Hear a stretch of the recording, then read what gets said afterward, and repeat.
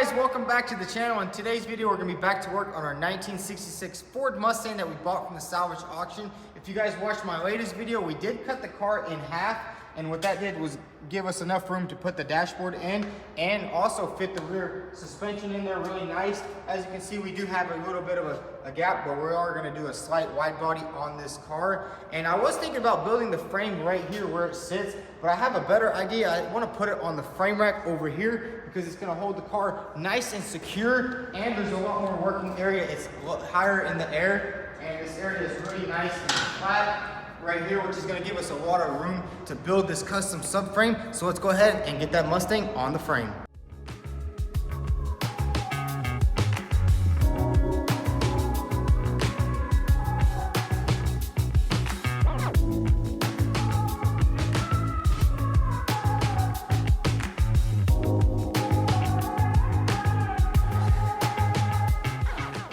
So we got the car on the frame machine, and surprisingly this thing is really light. We carried it up here with 2 people. Now what we're gonna do is go ahead and split the car back through the center. As you can see, we did add some vice grips just to add structural rigidity when we were moving it, but we're gonna go ahead and widen it 3 inches is exactly what we need. And then we're gonna put these clamps on right here. This is what we use whenever we pull cars on the frame. And what that's gonna do is hold the car nice and secure, because I was watching a lot of frame videos or how they build custom frames, and they always have some sort of jig, and that's gonna be perfect for what we need. So let's go ahead and widen the car out and clamp it down.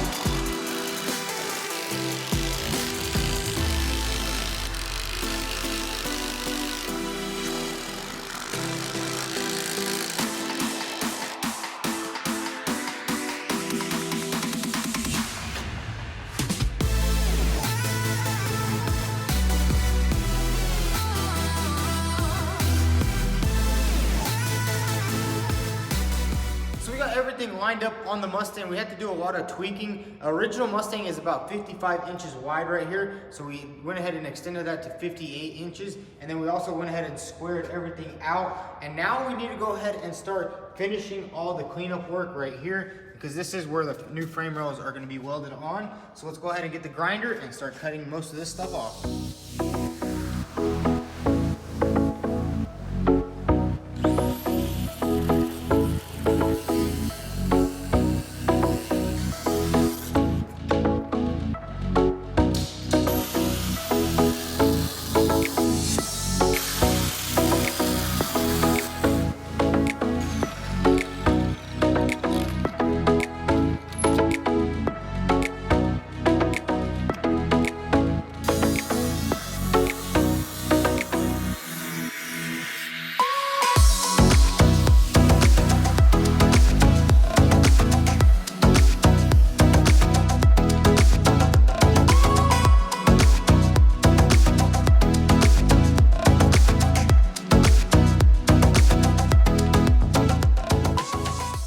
The entire old floor panel off. We went ahead and did all the spot welds right here. And check this out, Milwaukee actually sent us another care package. Let's go ahead and see what we have inside.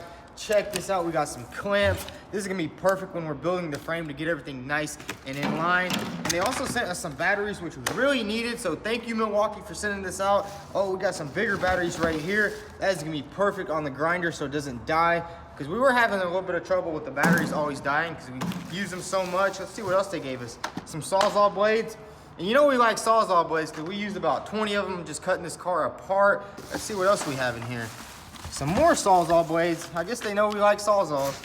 And then we have a nice little working light, which is dope.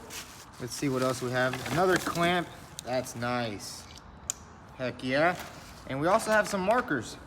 That's gonna be pretty cool, and we're marking the lines for the new frame. Well, now that we got all this unboxed, let's get back to work on the car.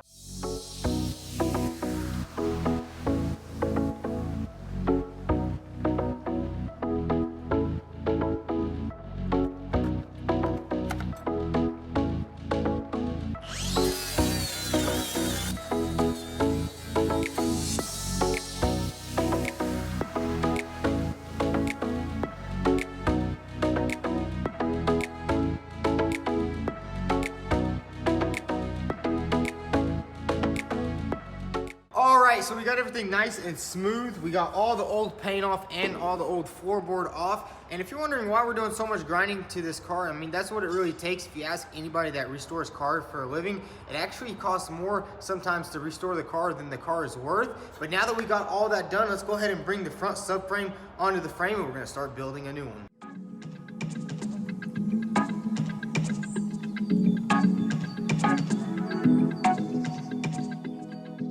So we got the subframe on the frame, and now what we're gonna do is go ahead and start removing everything off of it, because we are only gonna be using this subframe for a little mock-up, because we are gonna be building a fully custom one, because this one will not work. The engine sits a little too high, so we're gonna have to build one that lowers the engine down. So let's go ahead and take everything off the subframe.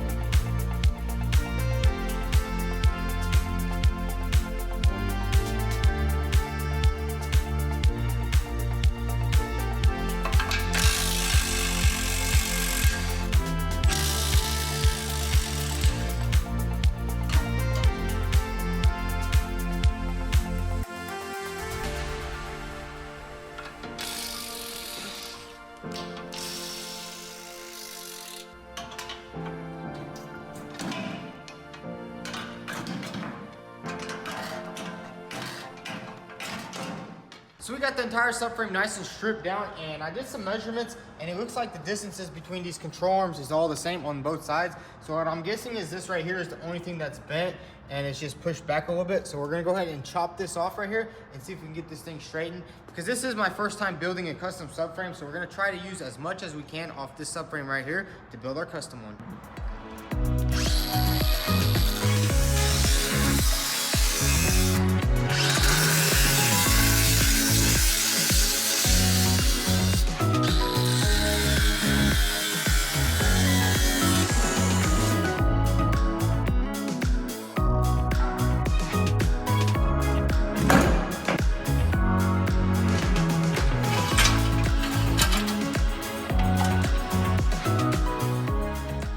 So we went ahead and cut this bar off in the center, and we actually tried straightening it out a little bit with this hydraulic pump, but that didn't work out. And we did some more measurements on the cross of this subframe, and it's completely toast. So now we're just gonna throw this thing away and start from scratch.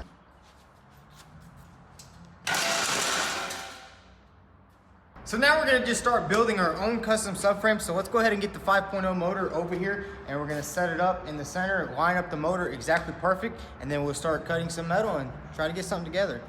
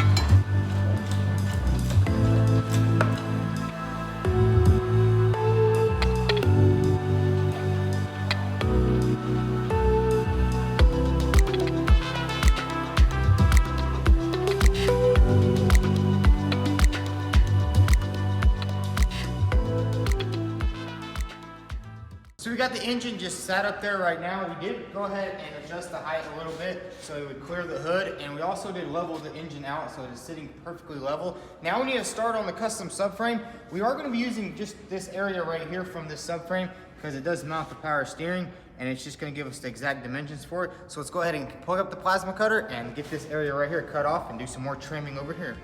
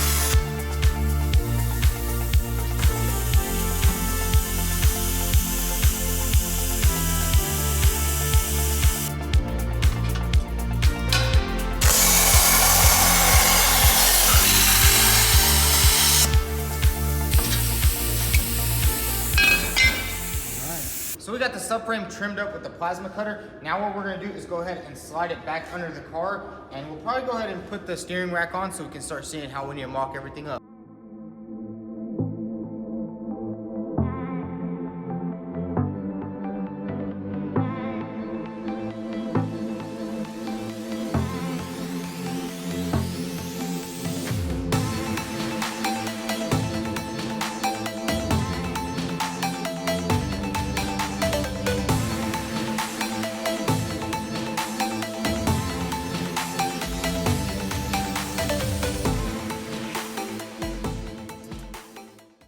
So we got the subframe under the engine and everything's lining up kind of good, but we are having some issues with the suspension.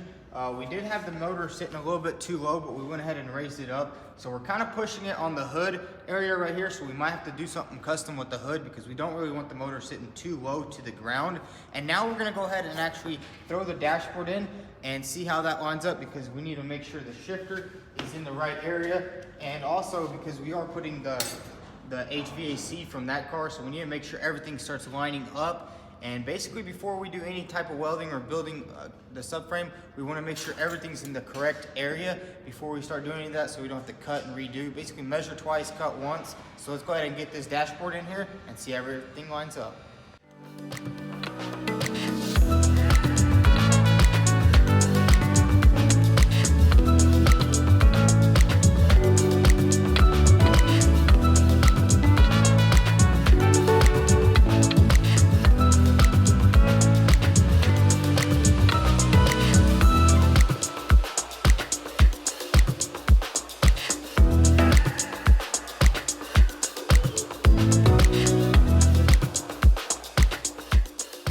So we got the dashboard installed in the vehicle where we just put it on some vice grips, and it's lining up kind of good, but the gear shifter is actually too far forward, so we're gonna have to still do a lot more tweaking. And this is the most important part of this build, is getting this engine in the perfect area and the subframe so the wheels are in the right area, because we want to keep the perfect dimensions of this car, and we want to make everything perfect. We want this car to drive. We don't want it driving sideways or anything like that. So we are going to have to do a lot more research on how to build the custom frame up front, and we are going to be doing a fully custom subframe also, because this subframe right here is sitting a little bit too low, and we don't want it too low because we'll be scraping on stuff. But that is gonna be a wrap for today's video. If you guys enjoyed today's video, go ahead and hit that subscribe button, drop a like, and don't forget to follow me on Instagram at vtuned.